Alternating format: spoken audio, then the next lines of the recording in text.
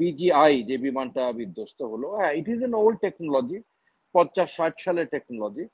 But আমরা এটা ক্রয় করেছি 11-12 সালে, নতুন ক্রয় করেছি। এবং এই বিমানগুলোর লাইফ হচ্ছে 25 to 30 ইয়ার্স। তো সেই ক্ষেত্রে কিন্তু এটা এখনো লাইফ আছে। কোনো একটা হয়তো সেনাবাহিনীর সদস্য কেউ অসুস্থ হয়ে যেতে পারে, তাকে ইভাকুয়েট করার জন্য একটা অ্যাম্বুলেন্স আসতে পারে। এখন আমাদের ধারণা করে গুজব ছড়ানোটা এটা আমাদের জন্য আসলে দেশের জন্য এটা কোনোভাবেই এটা মঙ্গলময় হতে পারে না। অত্যন্ত দুঃখজনক, বেদনাদায়ক একটা ঘটনা। আমার নাতির বয়স 6 বছর, এবং আমি যখন ছবিগুলো দেখি এই বাচ্চাগুলো যেভাবে আহত হয়েছে, নিহত হয়েছে, অ্যাকচুয়াল সংখ্যাটা কত আমরা এখনো জানি না। নিশ্চয়ই এটা একটা স্বচ্ছ তদন্ত হবে, আমরা জানতে পারবো। বাট খুবই বেদনাদায়ক। আই কান্ট ইমাজিন এই বাবা মা এবং পরিবারের দুঃখটা। বাচ্চা স্কুলে গেছে এবং আর ফেরত আসেনি। এখন যারা আছে হাসপাতালে তারাও কতটুকু সুস্থ হবেন। আমরা জানি যে বার্ন কেসে 20%-এর উপরে হলেই অনেক ডাউটফুল। এখানে অনেকেই 40 থেকে 60% শরীরের অংশ পুড়ে গেছে। তো আল্লাহর কাছে আমরা দোয়া করি, সারা দেশবাসী, সারা পৃথিবী দোয়া করছে যাতে যারা জীবিত আছে সুস্থভাবে তারা মায়ের কোলে ফেরত আসতে পারে। তো অত্যন্ত দুঃখজনক, বেদনাদায়ক একটা ঘটনা। I just Kant. আমি গত 2 দিন থেকে আমি ঠিক মতো ঘুমাতে পারছি না। এটা আমি শুধু আমার জন্য না, আমার মনে হয় পুরো দেশবাসী সমবেদনা এই দুর্ঘটনার পিছনে। আমি সেনাবাহিনীর কর্মকর্তা, আমি বিমান বাহিনীর কর্মকর্তা না। বাট এতটুকু আমি জানি যে বাংলাদেশ বিমান বাহিনী একটা দেশপ্রেমিক বিমান বাহিনী। আমার বন্ধুরা যারা আছে, সিনিয়ররা যারা আছে, অত্যন্ত প্রফেশনাল, অত্যন্ত দায়িত্ববান। এবং আমরা সশস্ত্র বাহিনী, সেনাবাহিনী, নৌবাহিনী, বিমান বাহিনী মিলেই আমরা স্বাধীনতার পর থেকে এই দেশের এবং জনগণের পাশে ছিলাম এবং থাকবো। বাংলাদেশ তো এখন আস্তে আস্তে আমাদের অর্থনৈতিক উন্নতি হচ্ছে, বাট বলা যায় আমরা একটা গরিব দেশ এখনো। তদুপরি আমাদের যত প্রকার অত্যাধুনিক অস্ত্র, বিমান থাকা দরকার, যতটুকু আমরা এফোর্ড করতে পারি আমরা আপ্রাণ চেষ্টা করেছি। অনেক গ্যাপ আছে, ঘাটতি আছে। আমাদের প্রতিরক্ষা ব্যবস্থা আরো সুদৃঢ় করার জন্য আরো অনেক কিছু করণীয় আছে। The largest room in the world is room of improvement. সুতরাং এটার তো কোনো শেষ নাই। বাট আমি যেসব কথাবার্তা গুজব শুনছি, আমি বিমান বাহিনী, বিমান সম্পর্কে আমি I am not an expert, but আমি এতটুকু বলতে পারি আমাদের যেই অস্ত্র থাকুক, বিমান থাকুক না কেন, এটার 100% মেনটেন্যান্স আমরা নিশ্চিত করি। একটু আগে আলোচনা হচ্ছিল, শ্রদ্ধেয় ব্রিগেডিয়ার রোকন স্যার বলছিলেন আমাদের গাড়ি ঘোড়া বিমান we have a particular routine, যেটা রেগুলার ভিত্তিতে এটা এটা রক্ষণাবেক্ষণ করা হয়, যেটা পার্টস পরিবর্তন করার কথা সেটা করা হয়।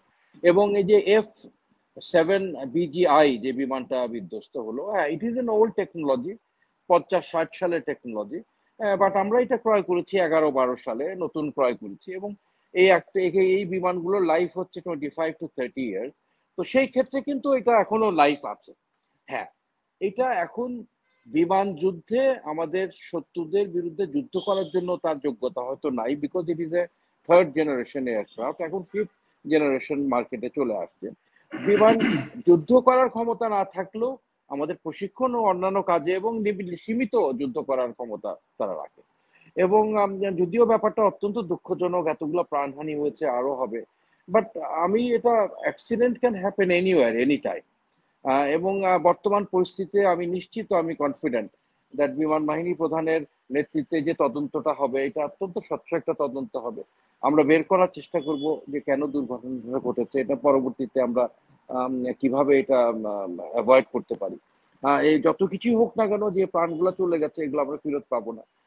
যে যে বাচ্চাগুলো আহত হয়েছে তাদের কতটুকু তারা সুস্থ হবেন, সুস্থ জীবন যাপন করতে পারবেন, আই ডোন্ট নো। এবং এই পরিস্থিতিতে সারা দেশব্যাপী ইমোশনাল হওয়াটা অত্যন্ত স্বাভাবিক। এই স্কুলের বাচ্চারা যে ওখানে প্রতিবাদ করছে, সেনাবাহিনী তাদের ঢুকতে দিচ্ছে না, এটাও অস্বাভাবিক কিছু না, ইট ইজ ভেরি ন্যাচুরাল। তাদের ভাইরা, ছোট ভাইরা যেভাবে ক্ষতিগ্রস্ত হয়েছে, আমরা ইমোশনাল হওয়াটাই স্বাভাবিক।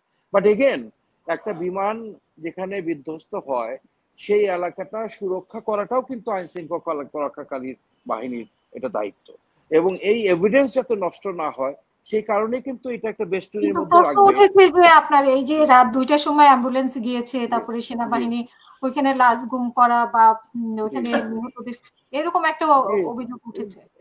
এটা তো প্রশ্নই ওঠে না। এই দেশপ্রেমিক সেনাবাহিনী লাশ গুম করবে, এটা আমি দেশবাসীকে আশ্বস্ত করতে চাই, this is Bangladesh army will never ever do that.